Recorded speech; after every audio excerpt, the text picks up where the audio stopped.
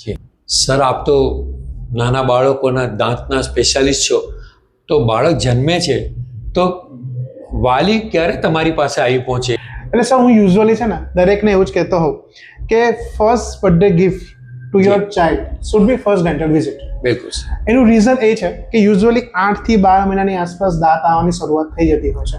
એટલે દાંત આવે એટલે દાંતનું શું દેખરેખ રાખવાની, શું ધ્યાન રાખવાનું, એ બધું આપણે પેરેન્ટ્સને કહીને આપણે એના માટે અવેર કરી શકીએ. એટલે first dental visit should be at the first year of birthday.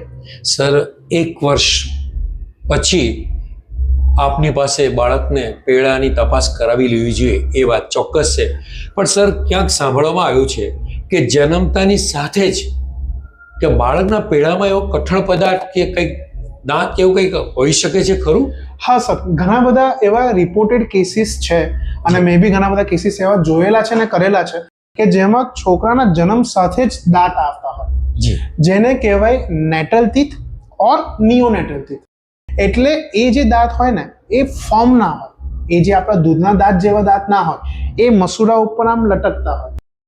એ વસ્તુ આગળ જઈને બાળકને, ઇવન બાળકની મધરને પ્રોબ્લેમ કરી શકે છે ફીડિંગમાં ને એમાં.